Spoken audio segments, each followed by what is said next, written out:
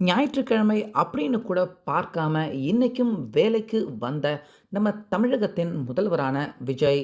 So இதில் கிட்டத்தட்ட 1 இல்லை 2 இல்லை 3 இல்லை கிட்டத்தட்ட 14 துறை அதிகாரிகள் எல்லாருமே அலறி அடிச்சுக்கிட்டு முதல்வர் விஜய் அவர்கள் தலைமைச் செயலகத்துக்கு வந்திருக்காரு அப்படின்னு தெரிஞ்சதுமே 14 துறை அதிகாரிகள் எல்லாருமே அவசர அவசரமாக தலைமைச் செயலகத்துக்கு ஓடி வந்திருக்காங்க. ஸோ அப்படி எதுக்காக இன்னைக்கு ஞாயிற்றுக்கிழமை அப்படின்னு கூட பார்க்காம முதல்வர் விஜய் அவர்கள் கிட்டத்தட்ட 14 துறை அதிகாரிகள் எல்லாரையுமே தலைமைச் செயலகத்துக்கு அவர் வர வச்சிருக்காரு. ஸோ இதை முழுசாக கேட்குறப்ப உலக அளவில் எந்த ஒரு அரசியல் தலைவரும் செய்யாத ஒரு சம்பவத்தை நம்ம தமிழக முதல்வர் விஜய் அவர்கள் செஞ்சுருக்காரு அப்படின்னு நிச்சயமாக நம்ம எல்லாருக்குமே ஏற்றுக்க தோணும். ஸோ அப்படிப்பட்ட சம்பவத்தை தான் இன்னைக்கு தலைமைச் செயலகத்தில் நம்ம முதல்வர் விஜய் அவர்கள் செஞ்சுருக்காரு. அப்படி இன்னைக்கு காலையில் தலைமைச் செயலகத்துக்கு முதல்வர் விஜய் அவர்கள் வந்து என்னென்ன செஞ்சுருக்காரு அதிகாரிகள் கூட அப்படிங்கிற முழு விவரம் எல்லாத்தையுமே ஒன்று ஒன்றா இப்போது பார்த்துடலாம். ஸோ அதனால் வீடியோவை ஸ்கிப் பண்ணாமல் பாருங்கள். அதாவது கடந்த ஞாயிற்றுக்கிழமை காலையில் தான் நம்ம முதல்வர் விஜய் அவர்கள் முதல்வராக அவர் பதவி எடுத்துக்கிட்டாரு. ஸோ இந்த ஒரு வார காலத்தில் இது வரைக்கும் தமிழ்நாட்டு மக்கள் பார்க்காத பல விஷயங்கள், அதிரடியான மாற்றங்கள் இப்படி அடுத்தடுத்து நடக்கிறத தமிழ்நாடு மாறிக்கிட்டு இருக்கிறத தமிழக மக்கள் எல்லாருமே இந்த ஒரே வாரத்தில் எல்லாருமே உணர ஆரம்பிச்சிருக்காங்க. ஸோ இத்தனைக்கும் பார்த்தீங்கன்னா தமிழ்நாட்டின் முதலமைச்சராக இருக்கிற முதல்வர் விஜய் அவர்கள் எந்த ஒரு மினிஸ்டர் பதவி, அமைச்சர் பதவியை அதிகாரப்பூர்வமாக முதல்வர் விஜய் அவர்கள் எடுத்துக்கல. ஸோ இந்த லிஸ்ட்டில் பார்த்தீங்கன்னா கிட்டத்தட்ட முதல்வர் விஜய் அவர்கள் அவருடைய கட்டுப்பாட்டுக்கு கீழே கிட்டத்தட்ட 14 துறைகளை, முக்கியமான அந்த 14 துறைகளை தன்னுடைய கட்டுப்பாட்டுக்கு கீழேயே முதல்வர் விஜய் அவர்கள் வச்சிருக்காரு. அந்த 14 துறைகளும் என்னென்ன அப்படின்னு பார்த்தீங்கன்னா பொது மற்றும் நிர்வாகம், அதுக்கப்புறமா காவல்துறை, உள்துறை, அதுக்கு அடுத்ததாக மகளிர் நலன், இளைஞர்கள் நலன், குழந்தைகள் நலன், முதியோர்கள் மற்றும் மாற்றுத்திறனாளிகள் அவங்களுடைய நலன், சிறப்பு திட்டங்கள் செயலாக்கம், அதுக்கப்புறமா நகராட்சி நிர்வாகம், இந்திய ஆட்சி பணி, அடுத்து காவல் பணி, அடுத்ததாக வனம் பணி, அதுக்கப்புறமா மாவட்ட வருவாய் அலுவலகம், அடுத்ததாக நகராட்சி நிர்வாகம், இதில் கடைசியாக பார்த்தீங்கன்னா குடிநீர் நிர்வாகம். ஸோ இப்படி கிட்டத்தட்ட அடுத்தடுத்துன்னு முக்கியமான இந்த 14 துறையை அமைச்சராக தமிழக முதல்வர் விஜய் அவரே ஏற்றுக்கிட்டு அவருடைய கட்டுப்பாட்டுக்கு கீழ் தான் இந்த 14 துறையை முதல்வர் விஜய் அவர்கள் வச்சிருக்க போகிறாரு.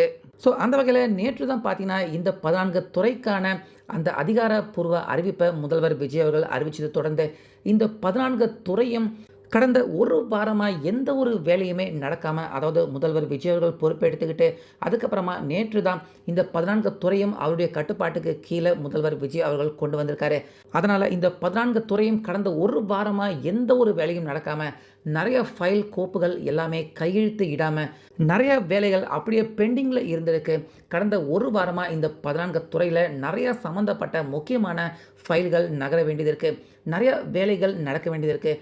அப்போ தான் இந்த 14 துறைகள்லையுமே மக்கள் எல்லாருக்குமே அவங்களுக்கு போய் சேர வேண்டிய அந்த நல்ல விஷயம், மக்களுக்கு கிடைக்க வேண்டிய இந்த 14 துறையில் இருந்து மக்களுக்கு சேர வேண்டிய அந்த விஷயம் எல்லாமே முதல்வர், அந்த அமைச்சர் பதவி எடுத்திருக்க முதல்வர் அவர் கையெழுத்து போட்டால் தான் அந்த விஷயம் எல்லாமே மக்களுக்கு நடக்கும். அதனால் நேற்று இந்த 14 துறைக்கு பொறுப்பு எடுத்துக்கிட்ட நம்ம முதல்வர் விஜய் அவர்கள் இந்த 14 துறையில் அடுத்தடுத்து மக்களுக்கு நடக்க வேண்டிய அந்த விஷயம் எல்லாத்தையுமே இன்றைக்கி ஞாயிற்றுக்கிழமை அப்படின்னு லீவ் போட்டு வீட்டில் நம்ம உட்காந்துட்டோம்னா மக்கள் எல்லாருக்குமே ஒரு நாள் தாமதமாக மக்கள் எல்லாருக்குமே போய் சென்றடைய வேண்டியது தாமதமாக போய் சென்றடையும் அப்படிங்கிறதுக்காக ஞாயிற்றுக்கிழமை அப்படின்னு கூட பார்க்காம நேரடியாக இன்றைக்கி காலையிலே பார்த்தீங்கன்னா நீலாங்கரையில் இருக்கிற அவருடைய வீட்டில் இருந்து முதல்வர் விஜய் அவர்கள் தலைமைச் செயலகத்துக்கு ஞாயிற்றுக்கிழமை அப்படின்னு கூட பார்க்காம அவர் அவசரமாக புறப்பட்டு வந்திருக்காரு. ஸோ அவர் புறப்பட்டு வந்ததை கேள்விப்பட்ட அவருடைய கட்டுப்பாட்டுக்கு கீழே இருக்கிற அந்த 14 துறை முக்கியமான அதிகாரிகள், ஐஏஎஸ் அதிகாரிகள், இன்னும் சம்மந்தப்பட்ட அதிகாரிகள் எல்லாருமே அலறி அடிச்சுக்கிட்டு முதல்வர் தலைமைச் செயலகத்துக்கு வந்திருக்காரா அப்படின்னு தெரிஞ்சுக்கிட்டு 14 துறை அதிகாரிகள் எல்லாருமே தலைமைச் செயலகத்துக்கு ஓடி வந்திருக்காங்க. ஸோ வந்த கையோட இப்போ இன்றைக்கி காலையில் 9 மணியில் இருந்து பார்த்திங்கன்னா முதல்வர் விஜய் அவர்கள் கடந்த ஒரு வாரமாக இந்த 14 துறையில் பெண்டிங்கில் இருக்க எல்லா விஷயத்தையுமே உடனே அவசரமாக எடுத்து நடத்தி அதற்கான கையெழுத்து போட வேண்டியது, நிலுவையில் இருக்கிற அந்த 14 துறை வேலைகள் எல்லாத்தையுமே அவசரமாக ஞாயிற்றுக்கிழமை அப்படின்னு கூட பார்த்து ஓய்வு எடுத்துக்காம முதல்வர் விஜய் அவர்கள் வேலையில் தமிழ்நாட்டு மக்கள் பணி வேலையில் ஞாயிற்றுக்கிழமை அப்படின்னு கூட பார்க்காம இறங்கியிருக்காரு. ஸோ இப்படி உலக அளவில் எந்த ஒரு அரசியல்வாதி, அரசியல் தலைவர்கள் யாருமே ஞாயிற்றுக்கிழமை அப்படின்னு கூட பார்க்காம, அவங்களுடைய வேலைய பண்றத நம்ம யாருமே இதுவரைக்கும் கேள்விப்பட்டதும் இல்ல, கண்ணால பார்த்ததும் கிடையாது.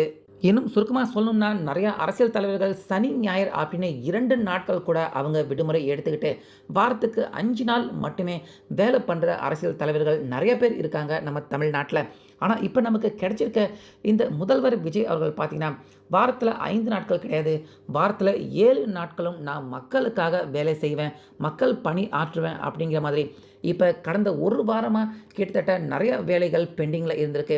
அத ஞாயித்துக்கிழமை அப்படின்னு கூட பார்க்காம எடுத்து நம்ம செய்து, சீக்கிரமா மக்களுக்கு அந்தந்த கிடைக்க வேண்டிய விஷயங்கள் எல்லாமே கிடைக்கணும் அப்படின்னு லீவ் எடுத்துக்காம, இன்னைக்கு காலையில ஞாயித்துக்கிழமை அப்படின்னு பார்க்காம, தலைமைச் செயலகத்துக்கு முதல்வர் விஜய் அவர்கள் வந்து அவருடைய வேலைய தொடர்ந்து பார்த்துருக்காரு.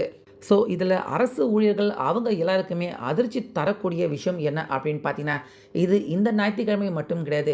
அடுத்தடுத்த ஞாயிற்றுக்கிழமைகள்ல இன்னும் சில நாட்களுக்கு இந்த வேலைகள் எல்லாமே சீர் ஆகுற வரைக்கும், அடுத்தடுத்த ஞாயிற்றுக்கிழமைகள்ல ஃபுல் டே கிடையாது, ஹாஃப் டே மாதிரி அரை நாட்கள் நடக்கிற மாதிரி அடுத்தடுத்த ஞாயிற்றுக்கிழமைகள்ல தொடரும் அப்படிங்கிற மாதிரி அறிவிப்பு வெளியாகி இருக்கு அப்படிங்கிற தகவலும் பார்த்தீங்கன்னா, இப்ப தலைமைச் செயலகத்தில இருந்து வரக்கூடிய தகவலாக இருக்கு.